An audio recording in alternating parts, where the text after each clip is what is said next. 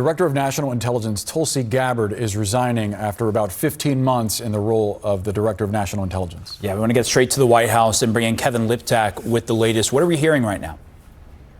Yeah, and this is a significant departure. We do now understand that Tulsi Gabbard has informed President Trump of her decision to resign from the administration. And what she is telling associates is that she is stepping down because her husband is confronting a rare form of cancer. And so that is her rationale for stepping back from this very, very critical role at a very critical moment as the U.S. Remains at war with Iran, as President Trump weighs restarting the bombing campaign inside that country. This will be a significant departure for the administration. And so Tulsi Gabbard telling the president today that she does plan to resign and that she's stepping aside for this ultimately very personal reason, which is her husband's health. Now, that being said, this has been quite a tumultuous tenure, I think, for Tulsi Gabbard over the course of this second Trump administration. There had been clear points throughout the last year and a half when she did seem to diverge with what the president was trying to do. You know, she came to this job with a very clear anti-war background. You know, she herself is a veteran. She talked before she was in this job when she was a congresswoman from Hawaii about not starting foreign wars, specifically about not starting wars with Iran. And over the course of this conflict, she really did not have a very visible role whatsoever in confronting the Iran threat. She had been essentially cut out of some of those conversations. You know, the president did seem to task her with some different roles. You'll remember she was down in Fulton County, Georgia, when the FBI was raiding a voting office there. It was sort of a strange sight to see the DNI down in Georgia when the FBI was conducting that raid. She also put out a report sort of downplaying the role of election meddling from Russia. Both of those, I think, meant to put her in the president's good graces. But despite all of that, there had been these clear tensions. And so now we're understanding that she is going to be leaving the administration. We do not yet know at this point who may replace her. This is a very, very critical job. You know, it was created in the aftermath of 9/11 to try and coordinate all of the government's intelligence streams. So at particularly a tense moment, it will be critical to get this job filled. But at least for now, Tulsi Gabbard saying that she will no longer be the Director of National Intelligence. Yeah, especially as the United States is at war in the Middle East, it's notable that the Director of National Intelligence is departing. I also just want to talk about sort of the policy positioning of where Tulsi Gabbard was in terms of Director of National Intelligence. We heard at points that debate sort of, I guess not so much debate, a difference in stated position between what we heard from the president at times, sometimes it was Steve Witkoff, in terms of the ability for Iran to get a nuclear weapons grade weapon. And then she would often say that the capability was obliterated. I wonder for you, who just follows the space so closely, what did you see the most significant in her dynamic as DNI here? You know, I think that the primary issue was that she just didn't really deliver substance and kind of a purpose for the administration from an intelligence perspective, and that John Ratcliffe at CIA did.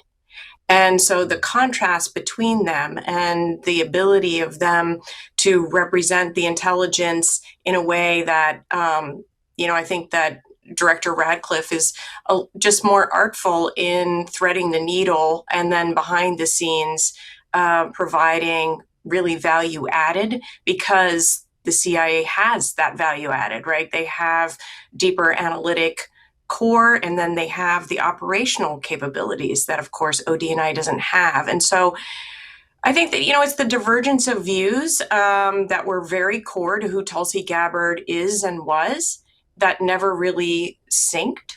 And then just, the value added or lack thereof. Wow. I'm also curious, Beth, about the most recent incident that drew criticism from both parties regarding her visit to this elections office in Georgia. She's obviously, as DNI, focused on coordinating overseas intelligence, But there she is in Fulton County at a domestic FBI search of this elections office, reportedly putting President Trump on the phone with FBI agents as well, raising concerns about political interference. The backdrop, of course, President Trump's claims about the 2020 election and there being fraud in Georgia. And then beyond that, there were these conflicting explanations about why specifically the DNI would even be there. I mean, what does that tell you about her time as DNI and the ways in which her relationship with the president evolved into her work?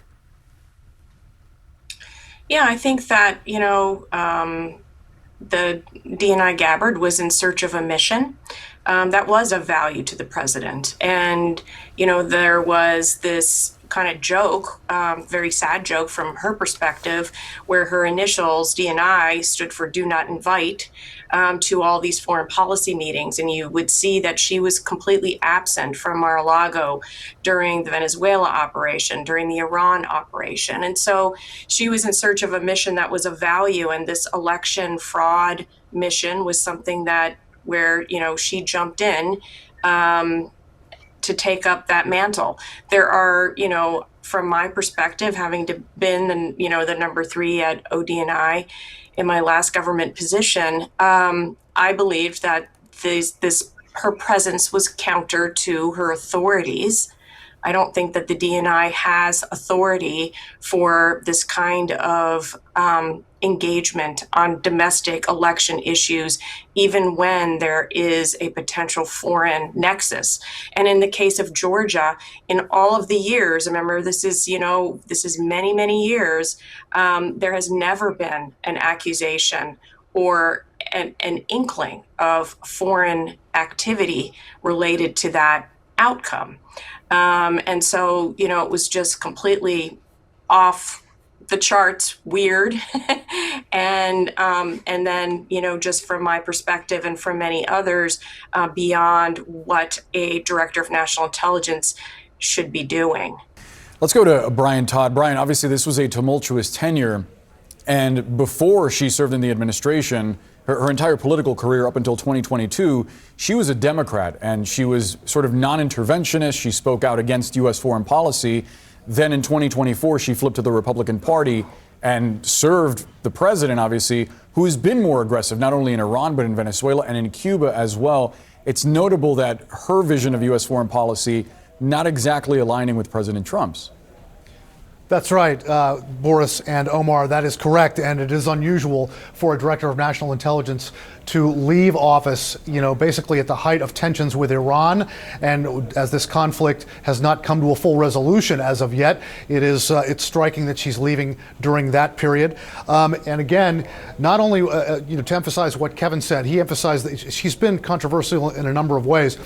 As what Kevin mentioned, when she went down to Georgia in January, taking a look at what was going on there and trying to help with this investigation into alleged voter fraud in Georgia, that really turned a lot of heads simply because that was not supposed to be her role as the director of national intelligence. But also, guys, remember after the war began in late February, the administration, of course, attempted to justify going to war with Iran by claiming that Iran was rebuilding its nuclear program and that it posed an imminent threat following those strikes in June of 2025. The administration claiming that Iran was rebuilding its program and posed an imminent threat. Well, she had remarks to the Senate Intelligence Committee less than a month after the war began, saying as a result of Midnight Hammer, that was the operation in June, Iran's nuclear enrichment program was obliterated. There has been no effort since then to try to rebuild their enrichment capability.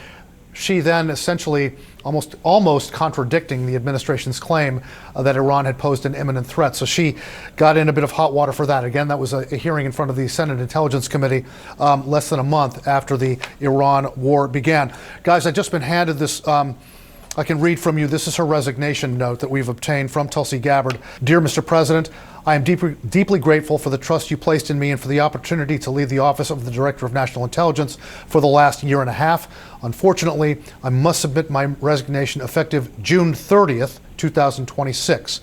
My husband, Abraham, has recently been diagnosed with an extremely rare form of bone cancer. She writes, He faces major challenges in the coming weeks and months. At this time, I must step away from public service to be by his side and fully support him through this battle.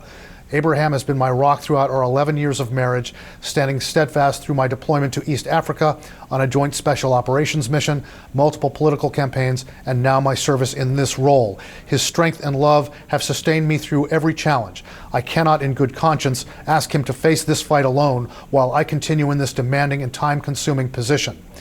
The letter continues here, quote, while we've made significant progress at the ODNI, advancing unprecedented transparency and restoring integrity to the intelligence community, I recognize there is still important work to be done. I am fully committed to ensuring a smooth and thorough transition over the coming weeks so that you and your team experience no disruption in leadership or momentum. Thank you for your understanding during this deeply personal and difficult time for our family. I will remain forever grateful to you and to the American people for the profound honor of serving our nation as DNI. With love and aloha, Tulsi Gabbard.